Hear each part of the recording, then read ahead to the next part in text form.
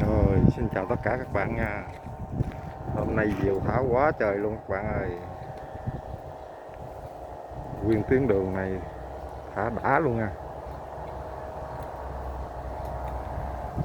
Đây, diều đây.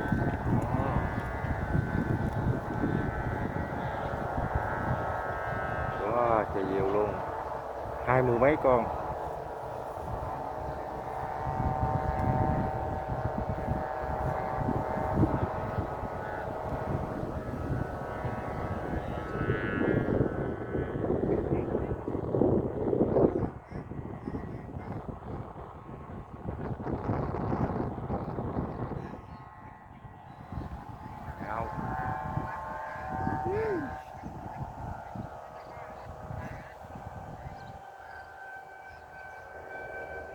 Một con sáo.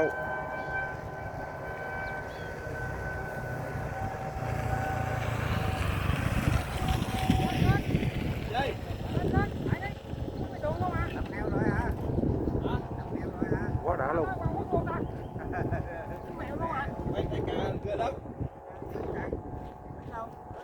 Đi học ở đâu? Cứ cột cho đó thôi, 6 rồi đâu có lo đâu.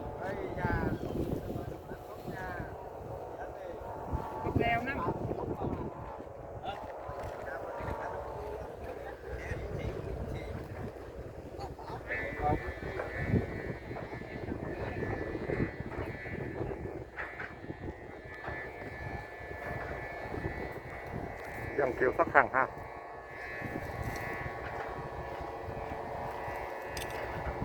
Wow. Này gió quá tốt.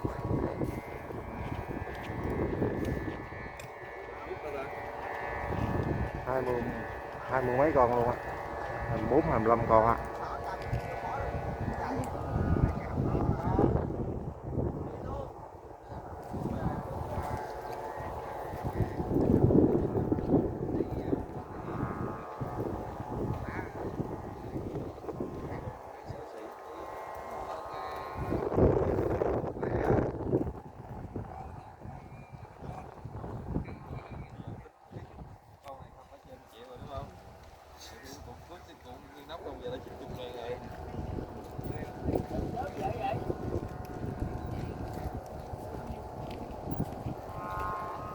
Quá trời này không có 300-400 ngàn đúng không?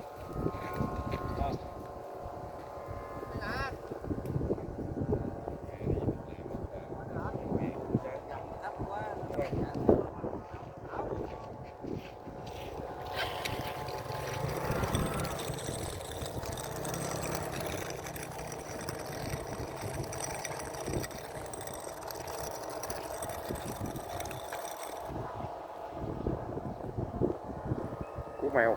Qua lấy luôn hả? Dạ. Qua lấy luôn hả? Dạ. Con này mấy sợi lai? Lấy luôn con đó với lại cái cùng cước con lấy lẻ lấy cái 600 à. Tính là con nó lấy em cái 500 à. Nấu nẩm à? Dạ. Nó lấy nấu nẩm á. Nói chung là lấy anh em nhiều nhau chứ thật sự giờ tính nó quăng ra bên cái cánh băng bên kia con này phải vài triệu tự biết cắt đốt lên mà. Đúng rồi. Nội mình cái miếng vải đó không bạn nó phải 3 xị 4 xị cái miếng vải rồi. Thấy cặp văn đó thấy cặp văn mà trước mắt cặp văn thấy 2 xị rồi. Nó full carbon mà. Dạ. Để giá mềm. Dường cho em út ha. Chú mèo, chú mèo, chú mèo. Lên nó thấy luôn.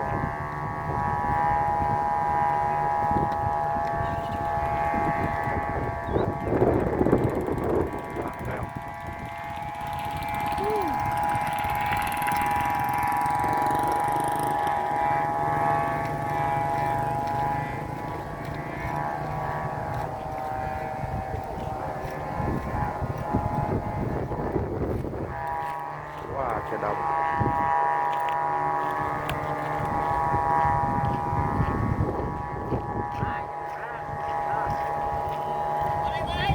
Dân kêu thì đánh.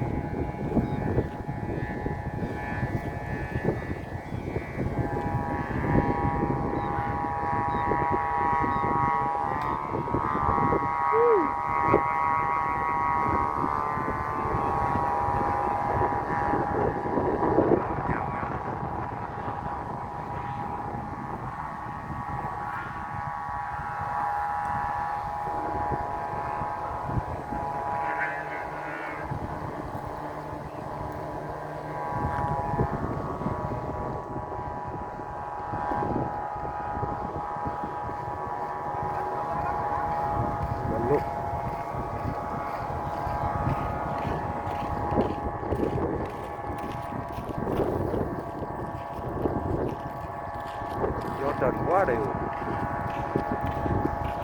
Nào nay rồi quá xa.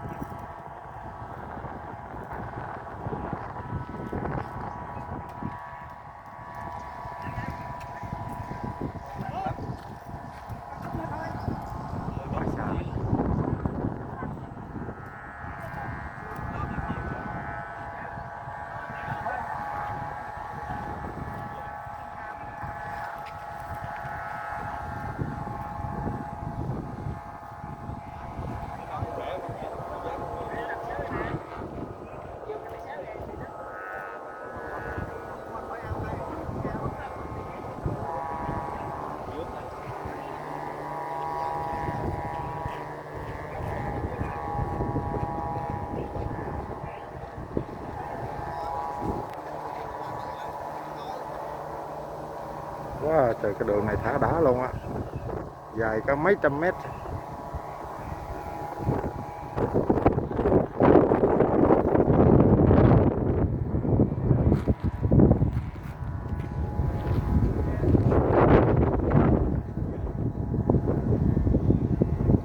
Không sắm được.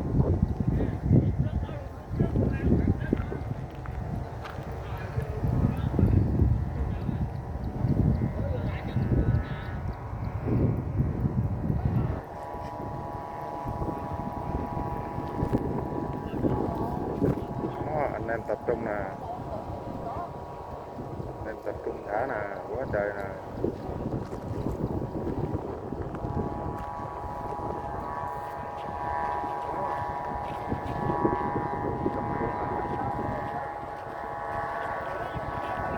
Quá trời nhiều, tốt luôn.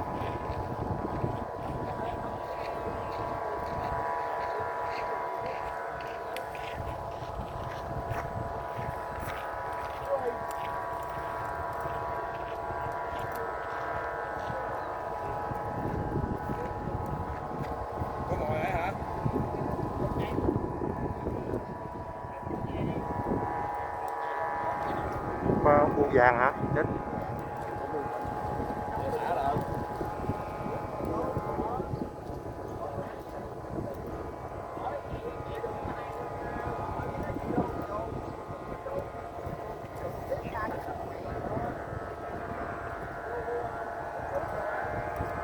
Wow, đông. Đẹp quá.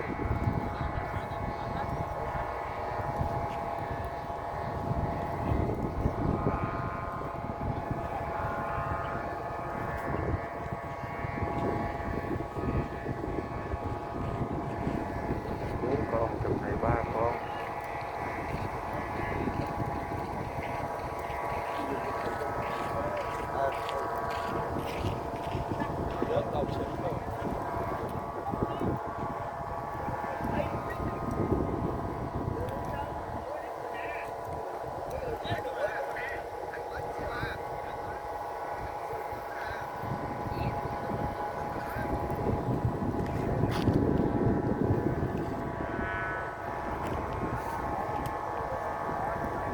Này gió quá tốt luôn á. Con nào con nấy bay sướng.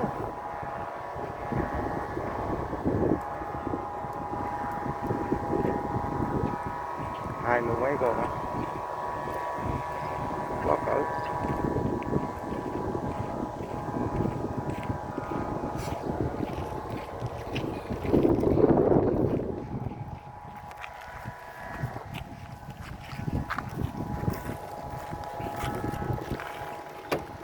Đi vòng vòng bên quay một chút.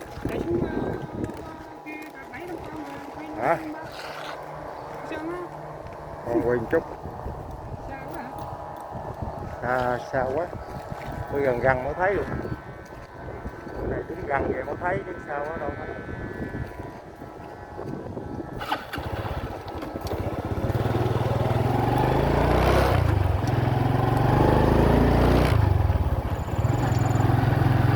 Wow.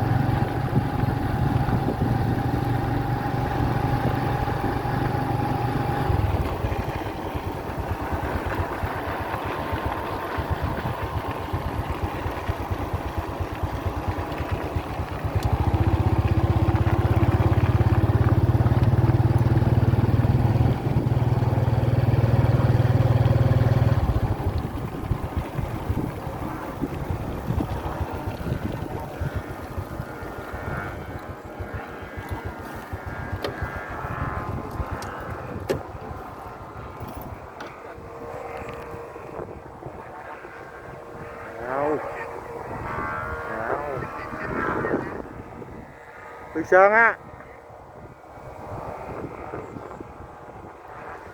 Gió lớn, gió lớn. Wow.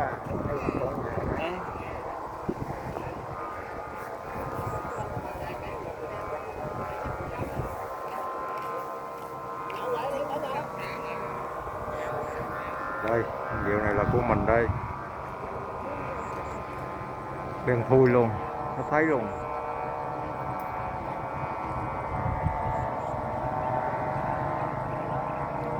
Cha dướng mình ơi.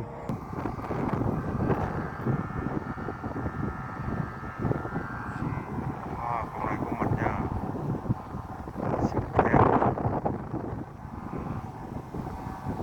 Qua mùa rồi, vẫn còn bị tốt.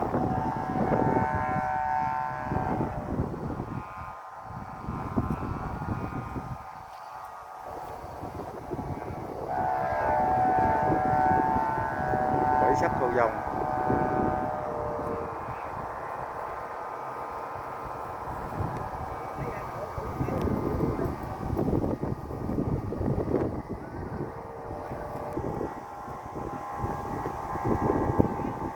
Bên này quá trời diều nè. Từ dưới mình quay lên nha.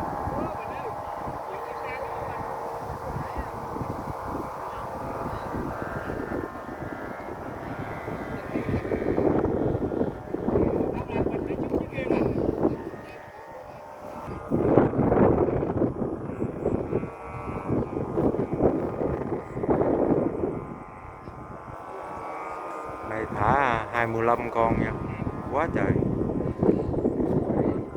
Này gió quá ngon, gió mạnh.